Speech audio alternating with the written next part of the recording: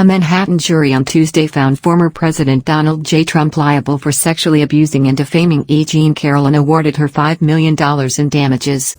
We have reporting here. You may have seen some of it late in the day. The sexual abuse case against Donald Trump late today led a New York jury to find Trump liable for sexual abuse and defamation against E. Jean Carroll. This historic judgment continues a legal reckoning for the former president, who is also awaiting a criminal trial in the same area, New York, for an unrelated case. This jury unanimously sided with Trump's accuser, believing her account, backed by other witnesses, on the key issues of the sexual abuse she alleged and Trump's lies about her in response to her allegations. The jury holding Donald Trump liable for that defamation based on a social media post. Another measure of legal accountability at a time where we've seen these increasing calls for tougher legal penalties for, among other things, the malicious falsehoods and various types of lies that can be used to demean, to attack, and sometimes to endanger people. We will also tell you, because I want to run through all the facts here before I bring in our experts, the jury did not find Donald Trump liable for her accusation of rape.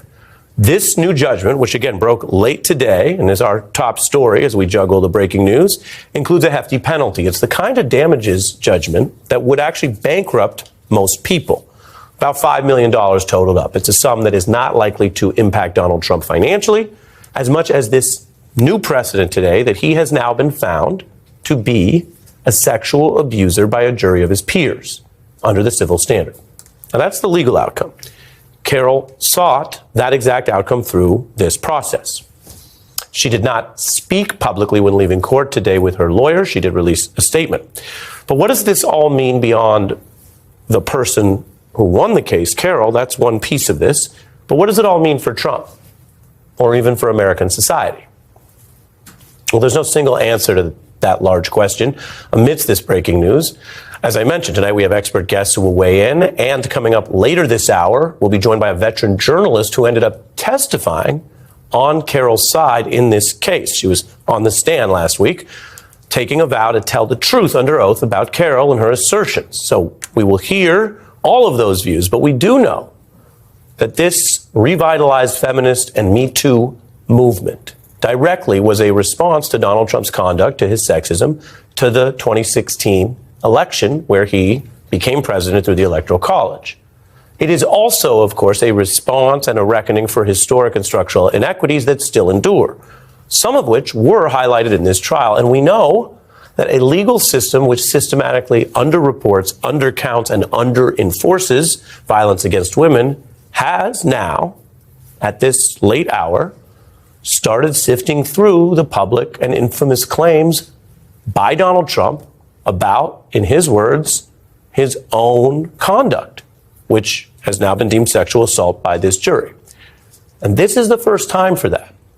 It's a development that the New York Times notes in its breaking coverage of this judgment tonight, reading from a brand new article that, quote, more than a dozen women have accused Trump of sexual misconduct over the years, allegations he always denied.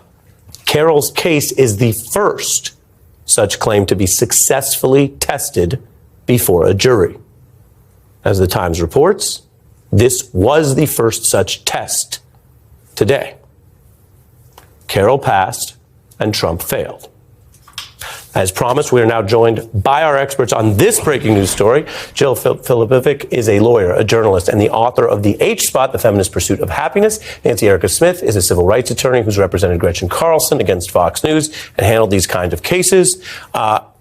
It's complicated, but the outcome, as the Times said, is the first time this has been tested in court, and Carroll passed. He didn't. Yep, he's not Teflon Don anymore, finally. Women all over, I think, are really encouraged by this verdict. People are noticing that the jury was unanimous, as it must be in federal court, that they only deliberated for about 2.5 hours, which is very quick. I've waited for juries. I always think my cases should be 2.5 hours, but they never are. They're usually much longer. I thought we'd be days, because there were complicated issues here. So I think it's incredibly encouraging. Harvey Weinstein was found guilty. Bill Cosby was found guilty and got off on a weird technicality. I think we are turning the tide on silencing women and abusing women. And although Tacopina did a good job of abusing Ms. Carroll and the other witnesses, I think we are really starting a new era, I hope. I hope so too, and I was heartened by that exact point, that Tacopina did lean into this victim-blaming defense. Why didn't E. Jean Carroll scream, for example? And the defense was essentially, well, she's just a liar, and we say she's a liar, so you should believe she's a liar. And when you weigh that against all of the evidence that E. Jean Carroll's legal team put up, so E. Jean Carroll's claim, her friends who said that she called them and told them about what happened when it happened. Other women who described being assaulted by Donald Trump using pretty much the same MO. And then Donald Trump's own statements, not only boasting about sexual assault, grabbing women, but also in his deposition for this case, saying that it's perhaps fortunate that stars are allowed to do this. So with his own words, really frankly, supporting the case that E. Jean Carroll was making. And when the jury was doing its task, which is weighing these two sides and saying, well, based on a preponderance of the evidence, which one is stronger, it shouldn't be surprising, although to me it was, that the jury said, oh, well, the side that presented a huge amount of evidence was actually much stronger than the side that just said, no, this is a lie, and that's it. Yeah, you're sort of reminding everyone what the jury's job is, which is not to go writ large about what they think of Donald Trump, but really to zero in on the evidence. And someone who agrees with you said something similar on Fox News today, which is actually interesting. You know, there's so much cynicism where people think they know what the reaction is going to be. So I want to keep both of our experts here and turn to that. We've been following the headlines of this story, which have been crossing the wires not only around the nation, but around the world. The New York Times, I mentioned some of their coverage. Their headline is Trump found liable for sexual abuse and defamation. The Post reports the jury sides with Carroll. And then the Murdoch Empire's Wall Street Journal, you see their headline there. And on their TV channel, as I was just saying to Jill, a Fox analyst discussed this case today, telling viewers the process was not a witch hunt. It showed the use of evidence, which was brought forward to a jury. Take a look. I don't think this is a case where he's going to be able to say that everybody had it in for him. It looks to me like this jury looked at this pretty carefully and came to a reasonable conclusion. That's a former prosecutor, Andrew McCarthy, basically crediting the process and the jury there.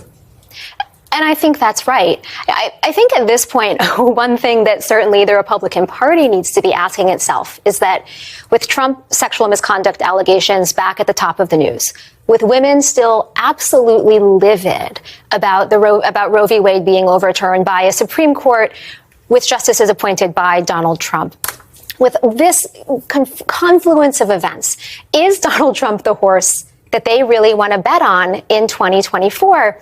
And I'd be curious to see how Trump's opponents, if he has them in the primary, react to these allegations, if they're even raised, or if the Republican Party has simply decided that their candidates being accused of sexual assault, sexual misconduct is just going to be par for the